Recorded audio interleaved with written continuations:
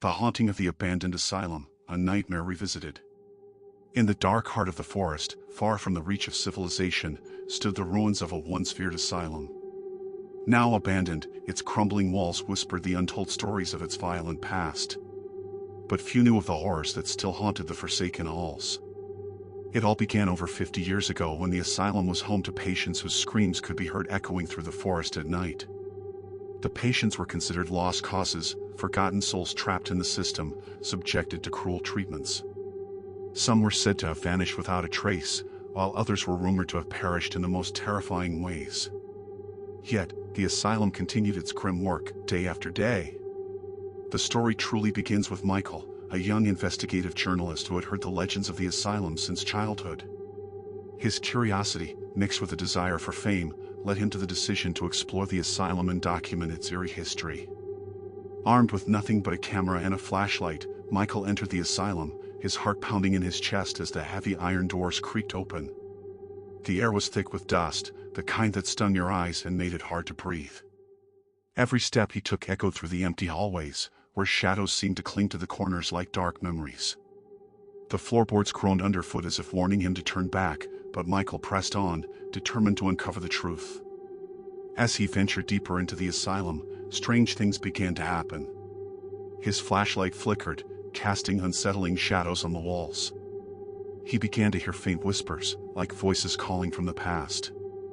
The whispers seemed to come from every direction, growing louder and more frantic as he descended into the basement. In the basement, Michael found old patient files scattered across the floor. One name caught his eye: Sarah, a young woman who had been committed to the asylum under mysterious circumstances. According to the file, Sarah had been an artist, known for her haunting paintings of the asylum's darkest corners. But what made her unique was the warning written in bold red ink on her file: "Do not engage. She knows the truth." Suddenly, Michael felt a chill sweep through the room.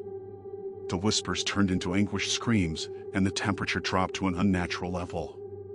The basement door slammed shut behind him, trapping him inside.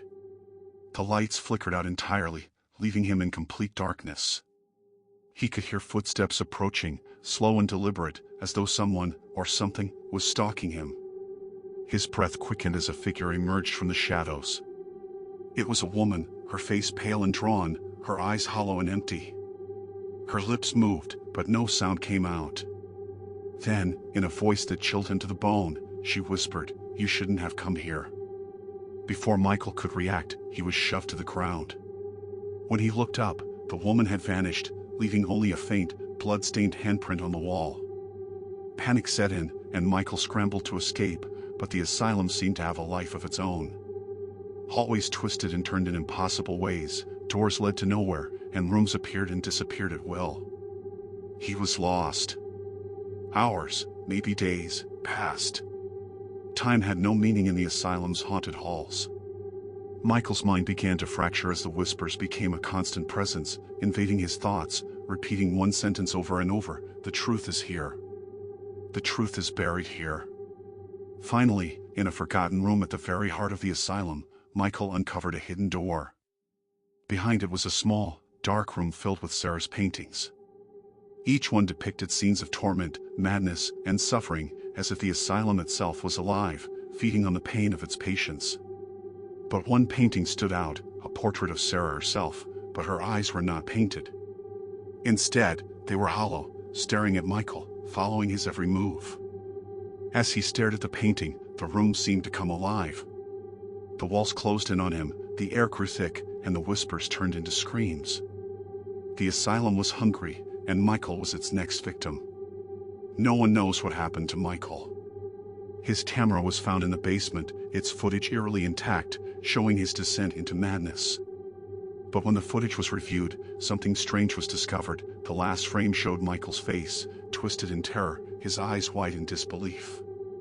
In the reflection behind him, a shadowy figure stood, its face hidden in darkness. The asylum remains abandoned, but it is far from empty. Some say that on quiet nights, you can hear the whispers of the lost souls who still roam its halls, trapped in a nightmare they can never escape. Title: Lost in the Forest, a true tale of survival and terror. It started as a simple adventure, a way to escape the pressures of daily life. We, a group of 5 friends, had decided to hike through the vast wilderness of the Black Hollow Forest, a place known for its breathtaking beauty and serene trails. The kind of place where people go to relax and reconnect with nature. We were seasoned hikers, with years of experience. We laughed, joked, and felt completely at ease as we made our way deeper into the forest, the canopy above us thick and lush, blocking most of the sun. It felt magical, peaceful, like we were in a completely different world. For the first few hours, everything seemed perfect. But there was something off. A sense of unease that none of us could place. The deeper we went into the forest, the more silent it became. The usual sounds of birds and animals had vanished, replaced by an oppressive stillness. Still, we pressed on, oblivious to the creeping danger that lay ahead. Around midday, we stopped to rest by a small stream. The water was clear, and the air was cool and crisp. We sat on the rocks, eating snacks and chatting about our lives. It was during this break that I first felt an odd sensation, like being watched. I glanced around, but there was nothing unusual. My friends continued to talk, laughing and sharing stories, unaware of the growing tension that gripped me. When we resumed our hike, the atmosphere had shifted. The forest felt different, like it was no longer welcoming. The trees seemed taller, their branches twisting unnaturally. The once clear path had become muddled, with several faint trails diverging in all directions. We tried to stay together, but as we moved forward, it became harder to keep track of the main route. It was then that we realized something was wrong. Our phones, which we had kept with us for emergencies, had lost signal. No bars. No GPS. We were completely cut off from the outside world. We laughed nervously, trying to convince each other that it was just a temporary glitch, but deep down, we all knew something was very wrong. As the day wore on, the forest grew darker, even though the sun hadn't fully set. The trees seemed to close in around us, the shadows stretching longer and deeper. We tried retracing our steps, but the path had completely disappeared. Every direction we turned seemed to lead us further into the forest's heart, where the trees grew more twisted and the air heavier. The sense of dread grew stronger. It wasn't just the eerie silence, it was the feeling that something, or someone, was following us. At first, we thought it was just our imagination, but as the hours passed, the sounds became undeniable. A faint rustling, like footsteps moving in sync with ours. No matter how fast we walked, the footsteps were always a step behind. Night fell quickly, and we found ourselves in complete darkness. The only light we had was from our flashlights, which flickered as though they were struggling against the darkness. We huddled together, trying to keep calm, but every creaking branch and distant snap of twigs set our nerves on edge. And then, we heard it whispers. Soft at first, barely audible, but unmistakable. Words we couldn't make out, but the tone, it was mocking, like something was laughing at our fear. We called out, thinking it might be another hiker, but there was no response, just more whispering, growing louder, closer. Our desperation turned to panic. We ran. Through the trees, past the twisted roots, stumbling and tripping over rocks. But no matter how far we ran, the whispers followed us. It wasn't just one voice anymore, it was a chorus, a symphony of voices, all speaking in unison, beckoning us deeper into the forest. We couldn't take it anymore. Exhausted, we stopped to rest at the base of a giant oak tree, hoping for some relief. It was then that we saw it. A figure, standing motionless in the distance. At first, we thought it was a trick of the light, a shadow playing tricks on us, but as we stared, we realized it was not a trick. It was a person, or at least, something that looked like one. The figure was tall, impossibly tall, its body cloaked in tattered rags. Its face was hidden, but we could see its eyes glowing, like two fiery orbs piercing through the darkness. It didn't move. It just stood there, staring at us. Fear gripped us all. We wanted to run, but something held us in place, an invisible force preventing us from turning away. The whispers grew louder, and we could feel the presence of something ancient and malevolent, something that had been waiting for us, watching us. Then, in an instant, the figure was gone. Vanished. But the fear remained. It was as though the forest itself had come alive, shifting and moving around us. The trees groaned, the ground trembled, and the air grew colder. We started running again, no longer caring about the path, just trying to escape. But the forest had turned into a maze, an endless labyrinth of trees and shadows. We ran in circles, our flashlights flickering, the whispers growing louder, now almost deafening. We could hear the footsteps again, but they weren't just behind us, they were all around us, closing in. Hours passed. Days, maybe. Time had lost all meaning. We had no food, no water. We were starving, dehydrated, and hallucinating. We began to see things, shapes moving in the trees, eyes watching us from the darkness. The whispers were no longer distant, they were right next to us, in our ears, taunting us, mocking our desperation. In one final attempt to escape, we stumbled upon a clearing, and in the center, we saw a fire burning. A campfire. It was warm, inviting, but it felt wrong. No one was there, just the fire flickering in the middle of the clearing. The light cast long, eerie shadows across the ground. We approached cautiously, but as we got closer, we saw something that made our blood run cold. The ashes of the fire weren't just ashes. They were bones, human bones, charred and scattered around the campfire. Before we could turn to flee, we heard a sound from behind us. A low growl, followed by a creaking sound like branches snapping. We turned, and there it was again, the figure. This time, it was closer. Its glowing eyes locked onto ours, and its mouth twisted into a grin, showing teeth that were far too sharp to be human. We ran, and the forest seemed to shift again, as if it were alive, closing in around us. The ground beneath us seemed to shift, as if we were walking on something other than earth. The trees stretched towards us, their branches reaching out like arms, trying to pull us back into the darkness. Finally, after what seemed like an eternity, we stumbled upon the edge of the forest. We emerged into the clearing, breathless, covered in dirt and scratches, our minds shattered by the horrors we had witnessed. But as we turned back to look at the forest, we saw something that made our blood freeze. The figure was still there, standing at the edge of the trees, its glowing eyes watching us, waiting. And we knew, deep down, that the forest hadn't let us go. It had only allowed us to leave, for now. To this day, we can't explain what happened. We've tried to forget, to move on, but the memories linger. And every time we venture into the woods, we feel its presence, watching, waiting. The forest never forgets. The midnight call, a chilling encounter with the unknown. It was an ordinary night in a small town, nestled deep in the thick woods. Sarah, a woman accustomed to solitude, sat curled up by her window with a book in hand. The rain gently tapped against the glass, the perfect backdrop for a quiet evening of reflection. Living alone in a secluded house, she had grown used to the isolation. Yet, as the hours ticked by, a sense of restlessness began to settle in her chest. It had been a while since she had felt so uneasy. The clock struck midnight.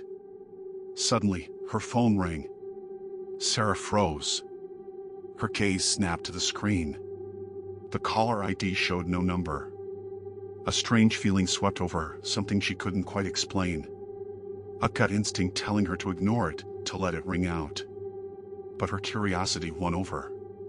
She reached for the phone, her hand trembling slightly. "Hello?" Her voice came out sharper than she intended. There was no response, just the eerie crackle of static. Then, she heard it. A whisper, faint at first, like a voice coming from the farthest corner of a dream. "Sarah." The sound of her name sent a shiver down her spine. She pulled the phone away from her ear for a moment, trying to make sense of what had just happened. The line was silent once more. "We see you." The voice was lower now, more deliberate. Sarah's heart began to race. She glanced around her dimly lit room, half expecting to see someone lurking in the shadows. "Who is this?" she demanded, her voice trembling despite her best efforts to remain composed. Silence. Then, the voice returned, now thick with an unnerving certainty. "We know you're alone, Sarah." Her blood ran cold. The hairs on the back of her neck stood up as she glanced toward the door, half expecting it to burst open. Who would know that? Who could possibly know she was alone? Before she could respond, the voice continued, its tone shifting to something far darker, like a shadow creeping closer. You can't escape us, Sarah. A sudden, terrifying thought gripped her mind. What if they were watching her right now? In a panic, Sarah slammed the phone down, her breath coming in ragged gasps. Her pulse raced in her ears. She stood up and paced around her living room, trying to steady herself. It had to be a prank. Some sick joke. But deep down, she couldn't shake the dread crawling up her spine. Just as she was about to dismiss it, her phone buzzed again. She hesitated, her hand hovering above the screen. Against her better judgment, she unlocked it. A new message flashed before her eyes. Look out your window, Sarah. We are closer than you think. Her heart skipped a beat. No. It couldn't be real. It couldn't. But she found herself drawn to the window, her legs moving before she could stop them. She pulled the curtains aside, her gaze scanning the darkness outside. The night was still, silent except for the distant rustle of trees. Nothing. No movement. No figures lurking in the shadows.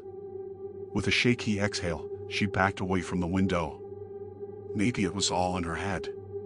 She turned around to grab her phone and check the message once more, but before she could, the phone rang again. Unknown caller. Not again. She muttered under her breath, picking it up.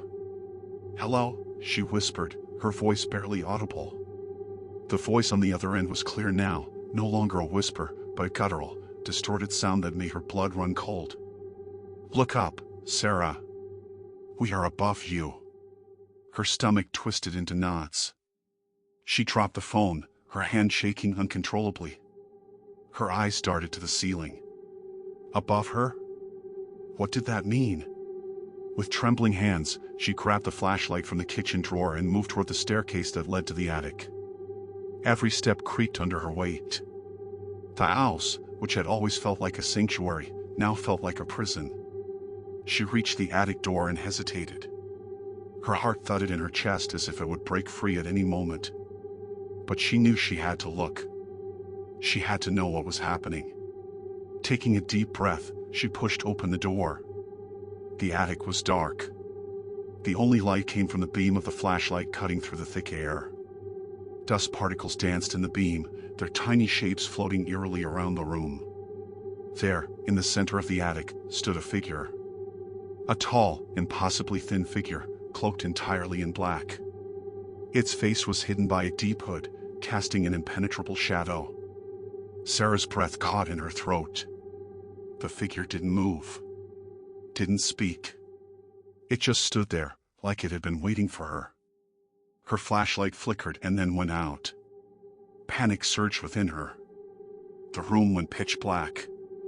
From somewhere deep in the darkness, a low voice spoke, louder now, almost mocking.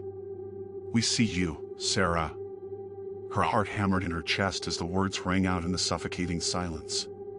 She stumbled backward, her hands brushing against the walls, trying to find the door, but the air seemed thick, oppressive. And then, the worst thing happened. Her phone buzzed again.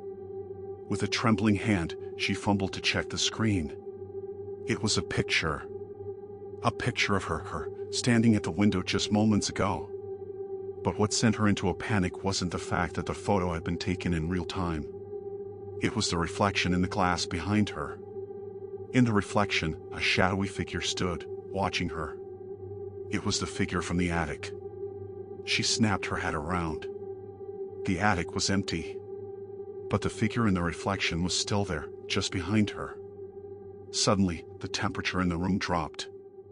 Her breath came out in visible puffs. She turned back to the door, but the figure was no longer standing in the attic. It was right behind her now, just a few feet away. Without thinking, she bolted for the door and raced down the stairs, her legs feeling like jelly beneath her. She burst into the living room, locking every door, bolting every window, but the feeling of being watched never left. The house was eerily quiet, but the voice, that disturbing whisper, seemed to echo in her mind. You shouldn't have looked, Sarah. The phone rang again. She didn't answer it. She didn't need to. She had already learned that the things that watch you from the darkness never truly leave. And now, it seemed that whatever was watching her was ready to make its final move. Sarah knew one thing for certain: there was no escape. The presence that haunted her had been with her all along, and it was only a matter of time before it would come for her in the flesh. And in the quiet, just as the clock struck 3 a.m., the whispers returned. "We are always watching, Sarah. Cursed town, the mystery that still haunts the locals." In the heart of the dense, uncharted forests of northern Appalachia, hidden from prying eyes and modern maps, lies the forsaken town of Black Hollow. To this day, its story remains one of America's most chilling mysteries, a haunting legend passed down in whispers and cautionary tales. The founding and the fortune. Founded in 1889, Black Hollow began as a hopeful mining town, drawing in laborers and their families from across the country. Rich veins of coal and silver promised wealth, and soon the town was bustling with nearly 500 souls. Churches were built, a school was erected, and life flourished amidst the rugged beauty of the surrounding wilderness. Yet, from the very start, the land seemed to resist the intrusion of civilization. Tools went missing, animals vanished without a trace, and the miners spoke of hearing distant, mournful cries echoing through the tunnels at night. Some claimed it was the wind, others whispered of ancient spirits disturbed by the mining. The descent into darkness. In the spring of 1923, the miners struck an unusually hard vein of rock deep within the earth. For days, their picks clanged uselessly against it, and dynamite charges failed to make a dent. Frustrated and desperate, the foreman ordered a series of deep drilling explosives to be set. The blast that followed shook the town awake in the middle of the night, sending a tremor that knocked dishes from shelves and split the earth in the town square. From that moment on, Black Hollow was never the same. The first sign of trouble was the fog, a thick, unnatural mist that rolled up from the mine shaft and smothered the town. It stank of sulfur and decay, and those who breathed it reported headaches, nightmares, and a feeling of being watched. Children began to disappear, snatched from their beds, their cries fading into the night as parents searched in vain. The madness spreads. The local doctor, Dr. William Crane, documented a rapid increase in madness among the townsfolk. Men and women who had been kind and gentle turned violent, lashing out at their loved ones. Some were found wandering the woods, ice glassy, muttering about the voices from below. Sheriff Thomas Hargrove did his best to maintain order, organizing search parties and barricading the mine entrance. But the nights grew longer, darker, and the fog never lifted. It clung to the skin, cold and wet, and the whispers grew louder. They spoke of hunger, of ancient rites, of sacrifices demanded by the earth itself. The night of vanishing. On October 31st, 1923, the entire population of Black Hollow vanished without a trace. Farmers from neighboring towns, concerned by the radio silence, rode in at dawn to find the town deserted. Meals sat untouched on tables, lanterns still burned in windows, and the livestock wandered the streets, hungry and bleeding. The only clue was a massive, blood-soaked circle drawn in the center of town, surrounding a pit where the ground had caved in. The air around it shimmered, and those who dared to approach claimed they could hear the screams of the lost, begging to be released. The curse lives on. For decades, Black Hollow has been avoided by locals. Those brave or foolish enough to enter the ruins report eerie phenomena, shadow figures, phantom voices, and a suffocating sense of dread. Electronic equipment fails, compasses spin wildly, and animals refuse to enter the town boundaries. Urban explorers, ghost hunters, and paranormal enthusiasts have all tried to solve the mystery. Theories range from gas leaks causing mass hallucinations to the town being a site of cult activity. But the locals know better. They know that some things are better left buried, that the earth remembers the blood spilled upon it, and that Black Hollow's curse is not done yet. A warning to all. If you ever find yourself in northern Appalachia, and the fog begins to thicken, and the forest falls deathly silent, turn back. For in the heart of the woods, Black Hollow waits, patient and hungry, a monument to human greed and the darkness that dwells deep below. So to all my viewers, consider this a warning. There are places even the bravest should fear to tread. And if you hear the whispers, run. Don't look back. Don't listen. Because they took them into the ground, and they're always hungry for more. A chilling encounter on a lonely road. It was a cold, misty autumn night when Daniel Parker, a seasoned truck driver, found himself traveling down a desolate highway in rural Pennsylvania. The road stretched out endlessly before him, flanked by dense forests that seemed to swallow the dim glow of his headlights. His truck rumbled steadily, the only sound in the oppressive silence. The air outside was thick with fog, rolling across the asphalt like ghostly fingers reaching out from the trees. Daniel had been on the road for nearly 14 hours, his mind fogged with exhaustion. The radio crackled softly, playing an old country tune that barely cut through the emptiness of the night. He took a sip of his now cold coffee, trying to shake off the creeping fatigue when something unusual caught his eye. A figure stood by the roadside, barely visible through the thick mist. His hands tightened on the wheel as he slowed down, his pulse quickening. As he approached, the headlights illuminated the figure, a young woman dressed in a flowing white gown, her long, dark hair cascading over her shoulders. Her pale face seemed almost ethereal, her eyes wide with an expression he couldn't quite place. Was it fear? Sadness? For a brief moment, Daniel considered driving past. It was late, and he had heard enough horror stories about stopping for strangers in the middle of nowhere.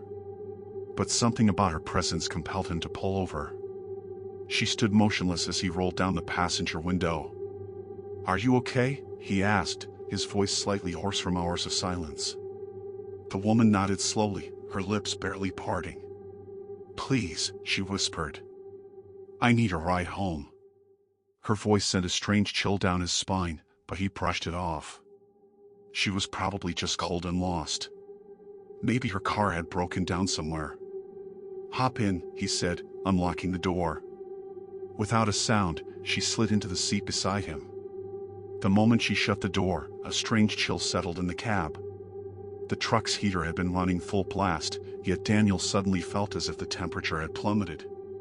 The ride into darkness. They drove in silence for several miles, the road ahead winding deeper into the fog-drenched forest. Daniel stole glances at his passenger, but she simply stared out the window, her expression unreadable. "Where do you live?" he finally asked, trying to shake the eerie stillness. She didn't answer right away. Then, softly, she murmured, "Just a little further." Something about her voice unnerved him. It was distant, almost as if it came from far away rather than the seat beside him.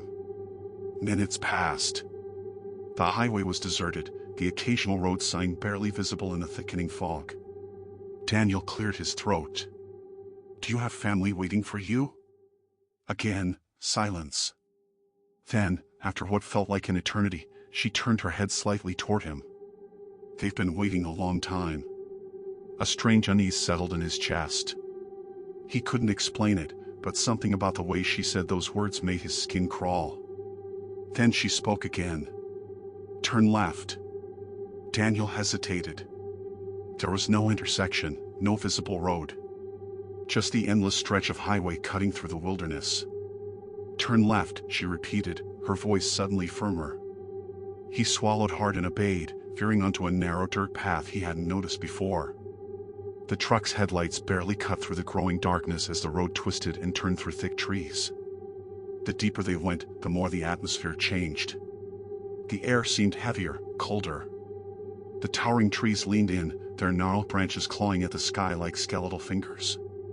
Daniel's hands tightened on the wheel. "You sure this is the right way?" he asked, glancing at her. She didn't respond. Instead, she lifted one pale hand and pointed ahead. A large, wrought iron gate emerged from the darkness, rusted and tangled with ivy. Beyond it, a crumbling mansion stood, its windows hollow and lifeless. The sight of it sent a wave of unease through Daniel. This is your home?" he asked, his voice barely above a whisper. She turned to face him fully for the first time. In the dim glow of the truck's dashboard lights, he could see her expression clearly, now haunted, sorrowful. "Thank you," she whispered. With that, she opened the door and stepped out. Daniel watched as she moved toward the gate, her white gown billowing in the wind. She didn't push it open. She didn't hesitate. She simply vanished. The truth unveiled. Panic gripped him. He leapt from the truck, his heart hammering against his ribs. He rushed toward the gate, his breath visible in the icy air. Nothing. The mansion before him was in ruins, its doors hanging open like a gaping mouth. Vines had overtaken its walls, and shattered windows stared back at him like empty eyes. Daniel took a step forward, his boot crunching against something in the dirt.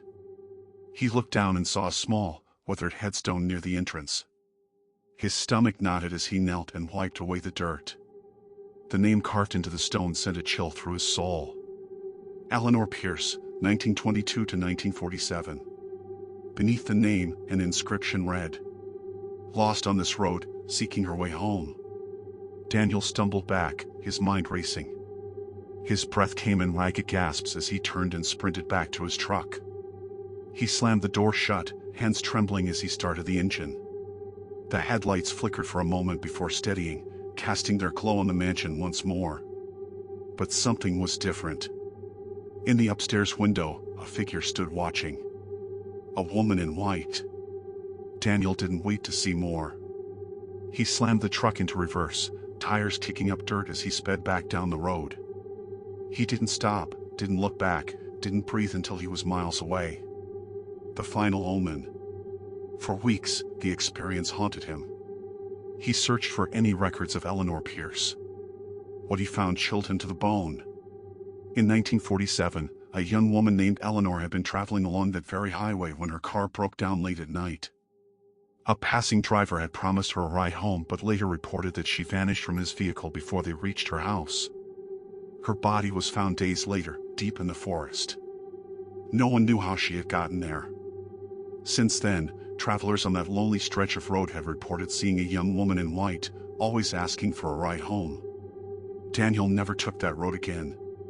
But sometimes, when the fog is thick and the night is silent, truckers still report seeing her standing by the roadside, waiting for a ride home.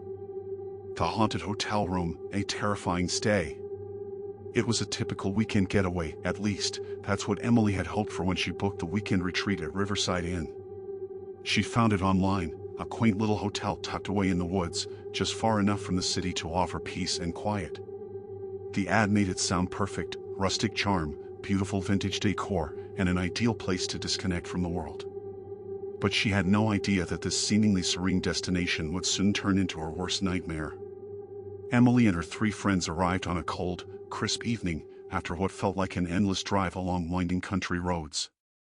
The hotel emerged from behind a thick curtain of trees, its looming silhouette casting long, dark shadows against the evening sky. A faded sign swayed in the breeze, almost like it was reluctant to announce the place's presence, Riverside Inn. The moment they stepped inside the lobby, Emily's excitement gave way to a growing unease. The atmosphere was thick with dust and age, the wooden floors creaking with each step they took. It felt as though they had entered a forgotten world, one that had been locked away for far too long. The air smelled of mildew and aged leather. Behind the front desk stood an elderly woman, her face pale and wrinkled. Her eyes, however, were sharp, almost unnervingly so, and her smile was faint, but there was something about it that made Emily's skin crawl. Checking in, the woman asked in a voice so soft that it almost seemed to blend with the whispering winds outside. Emily nodded, feeling oddly disoriented. "Room 113, the woman said, handing over a brass key. Her fingers lingered just a bit too long on the key before she let it go. "It's one of our most popular rooms. You'll enjoy your stay." Emily hesitated, a strange feeling tugging at her gut, but she shrugged it off as just nerves. They had come for a peaceful getaway, after all, and the woman's words, however cryptic, did little to dampen the excitement of spending a weekend away from the hustle and bustle of everyday life. The hotel was old, very old, but the charm of its vintage decor seemed to make it feel more like a museum than a place to stay. The wallpaper, faded with time, hung in tatters at the edges of the hallway. The lights flickered sporadically, casting eerie shadows that seemed to stretch on forever. When they finally reached room 113, the door creaked open on its own, as if the room was waiting for them. The room was, in a word, beautiful. It was filled with antique furniture, an ornate iron bed frame, a faded rug on the floor, a large wardrobe that smelled faintly of cedar, and despite the musty smell, there was a cozy warmth to it. Still, something about the room felt off. The air was too still, and the silence was oppressive. Emily and her friends quickly set their bags down, trying to ignore the cold draft that slipped through the cracks of the window. "Well, this is certainly quaint, Sarah," one of Emily's friends said, but there was an edge to her voice that made it clear she, too, felt a bit uncomfortable. As the evening wore on, they settled in and began to unwind. The ancient grandfather clock in the corner ticked loudly, its sound growing louder with every passing minute. It seemed to fill the room, reverberating in their bones. Emily tried to ignore the growing sense of unease creeping up her spine. The sound of the clock was hypnotic, each tick seeming to draw out longer than the last, each second dragging on like an eternity. She tried to laugh it off, but she couldn't shake the feeling that something was wrong. That night, after a few glasses of wine, the group decided to go to bed early. They were exhausted from the long drive, and they had plans to explore the surrounding woods the next morning. Emily lay down in the large bed, but sleep wouldn't come. Her mind raced, and the silence of the room became unbearable. There was something about the hotel, the energy of the place, that set her on edge. Around 2 a.m., Emily was jolted awake by a faint sound. At first, she thought it was just the wind, but then she heard it again, softer this time, like a whisper. She sat up in bed, listening intently. The whispers were faint, but they were unmistakable. "Get out," the voice, though barely audible, seemed to come from the walls themselves. Her heart skipped a beat. She turned to her friends, but they were still fast asleep, unaware of the chilling whispers that filled the room. Emily's pulse quickened as the voice grew louder. "Get out, or else." Panic gripped her. She threw back the covers and rushed to the window, but it was closed. No draft, no breeze, just the still, heavy air. The whispers continued, growing louder, more insistent. "Get out, or else." They weren't just words anymore. They were a warning, a command that seemed to vibrate in her chest. She grabbed her phone, but the screen flickered, then died completely. A shiver ran down her spine. The air in the room had turned ice cold. Emily could feel her breath catch in her throat as the whispers seemed to surround her, moving closer with every passing second. It wasn't just the voices that unnerved her. The room itself seemed to be alive, as if it was reacting to her fear. The shadows in the corners of the room seemed to stretch and move, the old wallpaper rippling as though something was behind it. She heard a soft scratching sound, like nails dragging across the wood, coming from the walls. Frantically, Emily tried to open the door, but it wouldn't budge. The handle refused to turn. She was trapped. The whispers, now joined by the scraping sounds, grew into a chorus of eerie voices. "Get out, or else." With her heart pounding, Emily scrambled across the room, her eyes darting back and forth as if the walls themselves were closing in on her. She noticed something she hadn't before, a small door, barely noticeable behind the old wardrobe. The door was cracked open, just enough to reveal a darkened staircase leading downward. The air around it felt colder, heavier, like something was beckoning her. Without thinking, she rushed toward the door. Her hand trembled as she grasped the handle, and with a creak, the door swung open. A musty, damp smell wafted up from the dark staircase that spiraled into the depths of the hotel. The faint sound of whispers followed her as she descended, each step colder than the last. The staircase seemed to go on forever. The deeper she went, the more oppressive the atmosphere became. The walls around her seemed to close in, and the air felt thicker, almost suffocating. Finally, she reached the bottom and found herself in a small, dimly lit room. In the center of the room stood a large, cracked mirror, its surface warped and distorted, reflecting a version of the room that didn't match the reality Emily was standing in. At first, she thought she was seeing things. But then she saw them, figures, standing motionless behind her in the reflection. They were tall, gaunt, and impossibly thin, their faces obscured by shadows. Their eyes, hollow and dark, seemed to watch her every move. They didn't speak, but their presence was suffocating. One figure stepped forward.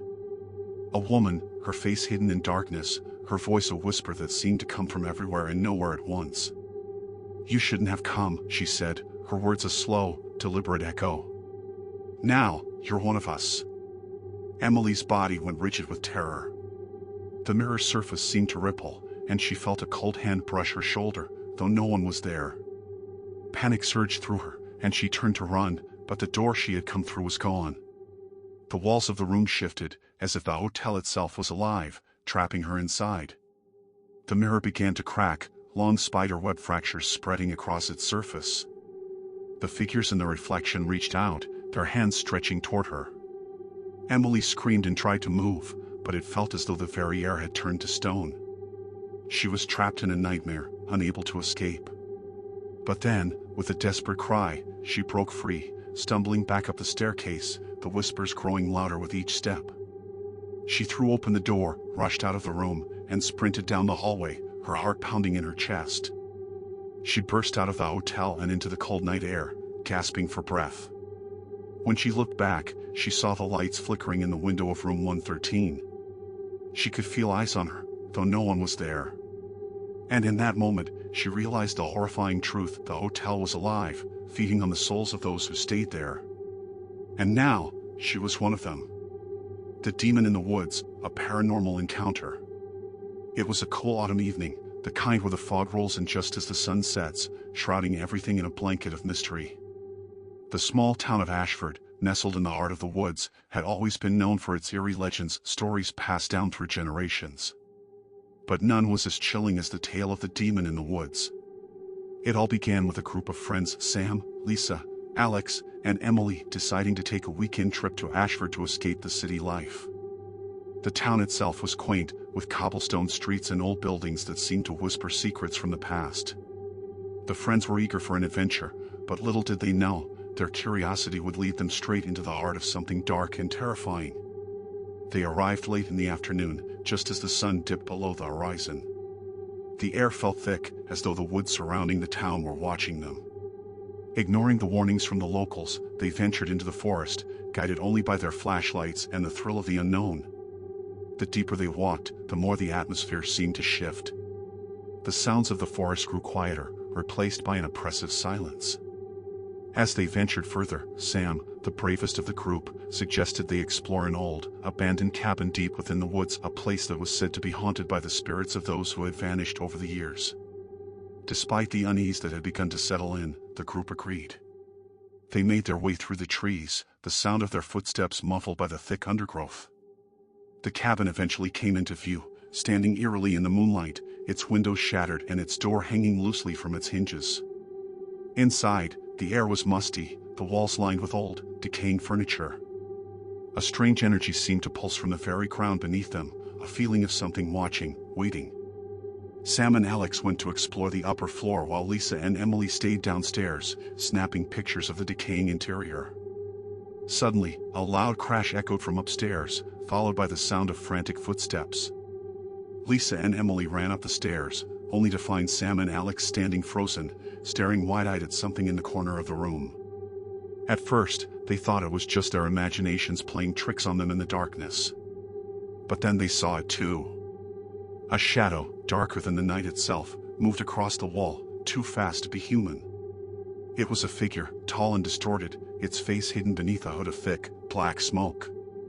The air grew colder, and the sound of faint whispering filled the room, words they couldn't understand but that made their skin crawl.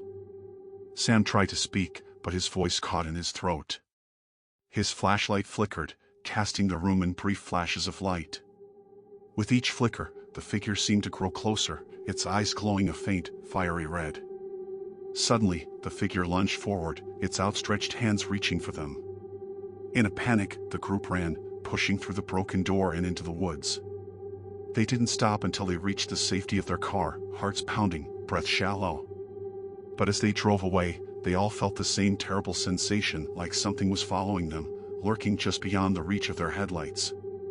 The days that followed were even worse.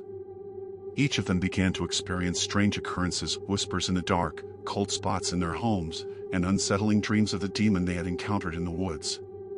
Sam had nightmares where the figure was standing at the foot of his bed, staring at him with those glowing red eyes. Lisa, the skeptic of the group, tried to dismiss it all as stress or exhaustion, but the occurrences only became more frequent and violent. Doors slammed shut on their own, objects moved when no one was near them, and a deep, guttural growl would echo through the walls at night. One night, Emily received a text message from Sam, an image of the woods, taken from the cabin, with a single message, "It's coming for me." Panic set in as they realized that the entity they had encountered was not just confined to the woods, it was following them. Determined to end it, they returned to Ashford, hoping to confront whatever darkness lurked in the woods. Armed with only a few protective charms and their courage, they ventured back to the cabin. This time, however, they weren't alone. As they approached the cabin, the ground beneath them seemed to tremble. The trees swayed violently, though there was no wind. And in the distance, they saw it, standing in the clearing, waiting for them. The demon. It had grown stronger, its form more defined and its presence overwhelming. As it approached, the ground cracked and split, releasing a wave of black smoke that enveloped everything in its path. With no time to waste, they made their stand, drawing on every ounce of strength they had left. The battle between them and the demon was nothing short of otherworldly. The air crackled with energy as they fought, desperate to break the demon's hold on their lives. In the end, the demon retreated, but not without leaving a lasting mark on them. The friends returned to their lives, forever changed by the encounter. But the demon's whispers lingered in their ears, and they knew it was not truly gone. For some things are never meant to be escaped. They are tied to the land, to the very essence of the earth. And sometimes, the demon in the woods is simply waiting for the right moment to return. Title: A Stranger in the Mirror, the story that will haunt you. Opening scene: the house was quiet. Too quiet. Sarah stood in front of the bathroom mirror, her breath fogging up the glass as she wiped it away with the sleeve of her sweater. The reflection staring back at her was off. Something wasn't right. Her own face looked unfamiliar. There was a glimmer in her eyes that wasn't hers, something cold and dark, like a shadow lurking deep within. She'd been having strange dreams lately, vivid and disturbing, of a figure standing in her room at night, just out of sight. She could never remember its face, but it always left her with an overwhelming sense of dread, like something was waiting for her to notice it. Part 1: The Unseen Visitor. It all started a month ago when Sarah moved into the old house. It was cheap, too cheap for the area, but after losing her job and needing to relocate, she didn't mind the odd creaks and groans of the place. She thought it was just an old building settling. But it wasn't long before she noticed that something didn't feel quite right. The mirror in the hallway, for instance. It was massive, almost out of place in the tiny house. Sarah had often caught glimpses of something in the reflection when passing by, an out-of-focus shape in the corner, or a fleeting shadow that didn't belong to her. At first, she blamed it on exhaustion. But the more she saw it, the harder it became to ignore. One night, she woke up to the sound of soft footsteps in the hallway. Her heart raced. She had checked the locks before bed, but something urged her to get up and investigate. As she stepped out of her room, the air felt thick, as if something unseen was hovering nearby. The mirror stood at the end of the hallway, now reflecting only darkness. Part 2: The Stranger's Face. The next morning, Sarah examined the mirror closely. It wasn't as clean as she had thought. Fingerprints, pale, smudged prints streaked across the glass, as if someone had been touching it in the night. But she was alone. No one had been there. Her unease grew with every passing day. It wasn't until one evening, while brushing her hair in front of the bathroom mirror, that she noticed it. The reflection was slightly delayed, as if it was moving a fraction of a second after her. She froze.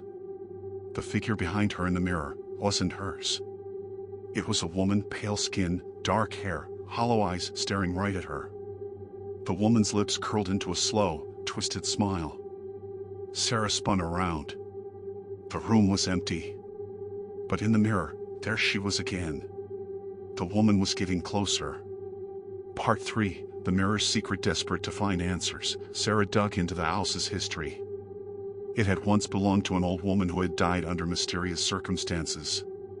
The locals whispered that she had been obsessed with mirrors, collecting them, decorating her house with them until it was impossible to find her room without one. One night, the woman had locked herself in her room, refusing to come out, claiming that she was being watched by something in the mirrors. When the neighbors finally broke down the door, they found her dead, eyes wide open, staring into the largest mirror in the house. No one ever figured out how she died. Sarah, now terrified, returned to the mirror in the hallway, hoping to find some clue to explain the strange occurrences. She stood there for hours, watching her own reflection, convinced that the woman would return. And she did. As the clock struck midnight, Sarah saw the woman in the mirror, her lips moving, forming words that Sarah couldn't hear. She leaned in closer, straining to catch the sound, when suddenly, the reflection of the woman reached out and touched the glass, her fingers tapping softly. Sarah screamed, her heart pounding in her chest. The woman's fingers weren't just tapping. They were trying to break through. And as she backed away, she realized with horror that the woman was getting closer, not in the reflection, but in reality. Part 4. Trapped in the mirror. Sarah ran through the house, frantic, but the mirrors seemed to follow her. In every room, there was another mirror, and every one of them held the same dark figure, now slowly stepping out of the reflection, inch by inch. In a panic, Sarah turned to flee, but as she passed the hallway mirror one last time, she saw it. Her own face, staring back at her. But it wasn't her face. The reflection of Sarah in the mirror grinned. A wide, unnatural smile that stretched too far, too long, and then, it spoke. "You're mine now," it whispered. The mirror shattered. The ghostly apparition, a true tale of revenge from beyond. It was a dark and stormy night when the first whispers of the apparition began to spread through the small, sleepy town of Windmill Hollow. Locals had always heard rumors of an old mansion on the outskirts of town, a place shrouded in mystery and sadness. The locals called it the Wraith Manor, a name they dared not say aloud after the unsettling events of years past. The story begins with a man named Jonathan Gray, a wealthy landowner known for his cold demeanor and ruthless business practices. He built Wraith Manor in the early 1800s, but little did he know that the land he chose was cursed. The site once belonged to a group of peaceful settlers who had mysteriously vanished one night, and their spirits were said to haunt the ground ever since. Jonathan, dismissing the ghost stories as mere superstition, began construction on the mansion. But as the building grew, so did the strange occurrences. Workers reported hearing whispers in the walls, seeing shadows move where there should be none, and feeling an unshakable sense of dread. But Jonathan paid them no mind. He was determined to finish his grand estate. It was during one of the mansion's final construction phases when tragedy struck. Jonathan's young wife, Eliza, who had always been kind-hearted and full of life, began to act strangely. She spoke of dark figures in her dreams, voices that seemed to come from the walls themselves, and an overwhelming urge to leave the mansion behind. But Jonathan, obsessed with his project, ignored her pleas. One fateful night, Jonathan returned home late from his business dealings to find his wife missing. Panic set in as he searched the mansion from top to bottom, calling her name into the empty halls. Then, in the darkness of the attic, he found her, a twisted and lifeless figure, her eyes wide open in terror, her body contorted in unnatural ways. The chilling sensation of something watching him sent a shiver down his spine.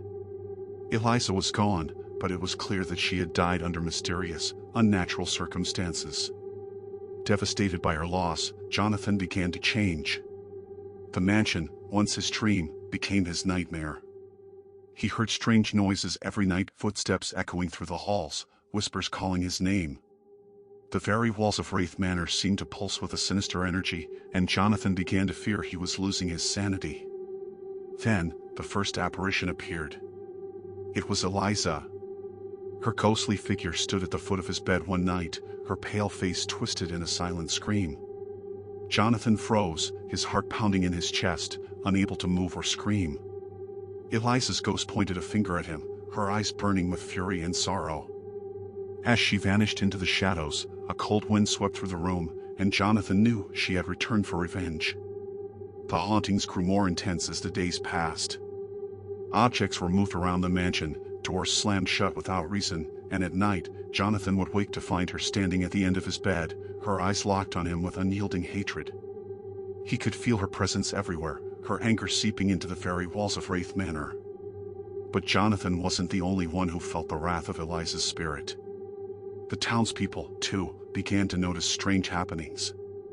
Livestock went missing, crops failed, and the once thriving town of Windmill Hollow began to wither away. Whispers spread that Eliza's ghost was punishing everyone in the town for the wrongs that had been done to her, and they feared that they too would fall victim to her vengeful spirit. As the years went by, Jonathan became a shell of the man he once was. He locked himself inside the mansion, too terrified to leave, but it did him no good. Eliza's presence followed him everywhere. In his desperation, Jonathan sought out occultists and mediums, hoping to rid himself of the torment that had consumed him. But each attempt failed. The vengeful spirit of Eliza was too powerful, too filled with rage to be banished. And then, one final night, as the storm raged outside, Jonathan made a fatal mistake. In a moment of utter despair, he ventured to the attic where Eliza had died, hoping to confront the ghost once and for all. As he entered the room, he found himself surrounded by the same oppressive darkness that had claimed his sanity years ago. Eliza appeared once more, her figure shrouded in a blinding light. She spoke in a voice that echoed through the room, her words filled with sorrow and anger. "You took everything from me, Jonathan. You destroyed my soul, and now, I will destroy yours." With that, she reached out and touched his chest, her icy fingers seeping into his very being. Jonathan screamed, but his voice was swallowed by the storm outside. The mansion shook, and as the lightning flashed, Eliza's figure vanished, leaving nothing behind but the sound of Jonathan's final, anguished cry. The next morning, the townspeople found Wraith Manor abandoned, its windows shattered, its doors left wide open. The mansion was silent, but something was different. The curse of Eliza had claimed its final victim. The legend of Wraith Manor lives on, a chilling reminder of the power of vengeance from beyond the grave. Trapped in the dark, the true story of a near-fatal encounter. Introduction: imagine being out in the wilderness, a place where nature's beauty masks the most terrifying truths. You're alone, with only your flashlight to guide your path. The night surrounds you like a suffocating blanket, and the only sound you hear is the echo of your own heartbeat. This is the story of someone who faced the unimaginable, trapped in the dark with an unseen force that almost cost them their life. It all began with an innocent hiking trip, an adventure that turned into a living nightmare. John, an avid outdoorsman, had planned his solo trek into the deep woods for months. He was experienced, well-prepared, and eager to escape the chaos of the city. With his backpack loaded with supplies, he ventured deep into the forest, leaving behind the safety of civilization. As the day faded, John set up camp by a small creek, the stars beginning to shine through the trees. But, as night fell, so did an unsettling feeling. The forest felt too quiet. No birds, no rustling of leaves, just the sound of his own breath. Little did he know that the forest wasn't as empty as it seemed. The first night, nothing happened. But as he laid down in his tent, the feeling of being watched crept in. Every little sound, every twig breaking in the distance, sent chills up his spine. He tried to shake it off, blaming the isolation. But then, the noises grew louder. Footsteps in the underbrush. Slow, deliberate, as if something was moving in the darkness, stalking him. John grabbed his flashlight and ventured outside, but the moment he stepped into the clearing, the feeling of dread intensified. The beam of his flashlight revealed nothing, yet every fiber of his being screamed that he wasn't alone. By the third day, John had begun to hear things, a voice, barely audible, calling his name in the wind. He thought it was his mind playing tricks on him, but the voice sounded real. Real enough to stop him in his tracks. He decided to ignore it, thinking he had just been in the woods too long. However, things took a darker turn when he was exploring a narrow, rocky ravine. Without warning, the ground beneath him gave way, and he plunged down into the darkness below. The fall was mercifully short, but it left him with a broken ankle and bruised ribs. Panic set in as he realized he was completely trapped. His flashlight flickered, casting fleeting shadows against the rock walls. But it wasn't the darkness that terrified him, it was the soft whisper of the voice, now closer than ever. He could hear it, clear as day, something or someone was nearby. As he tried to call for help, the flashlight suddenly died. Darkness enveloped him, and in that moment, he realized the true horror: he wasn't alone. Something was circling him in the dark, moving with a speed that no human could match. A rustling sound grew louder, followed by the unmistakable sound of breathing, shallow, labored. John's heart raced as panic set in. The temperature dropped drastically, and the air felt thick with malice. The voice, once distant, now whispered directly into his ear, as if standing inches away from him. Suddenly, something cold and wet brushed against his cheek. He screamed, but no one was around to hear him. He was completely alone, trapped in the dark, with whatever this thing was closing in on him. In a desperate move, John fought through the pain of his broken ankle and crawled to a nearby ledge. By sheer luck, he found a small opening, a crack in the rock that he could crawl through. The voice followed him, growing angrier, louder, as though it didn't want him to escape. With a final burst of adrenaline, John forced his body through the narrow gap, his clothes ripping as he squeezed through the last bit of the tunnel. When he finally emerged on the other side, he collapsed on the forest floor, gasping for air. The sun had begun to rise, and the first light of dawn seemed like a miracle. But as he looked back at the dark ravine, he saw something that would haunt him forever, a pair of eyes, glowing faintly in the shadows. John made it back to civilization, but the experience never left him. To this day, he refuses to return to that forest. The voice, the feeling of being watched, the presence that almost took his life, it's something he can't forget. He now believes that there are things out there, in the dark, things that aren't bound by the rules of nature. And sometimes, they don't want you to leave. So, what do you think? Could it have been an animal? A supernatural force? Or something else entirely? Whatever it was, one thing is certain, some places are better left unexplored. If you enjoyed this terrifying tale, don't forget to like, subscribe, and hit the bell for more chilling true stories. Stay safe, and remember, the darkness may not always be empty.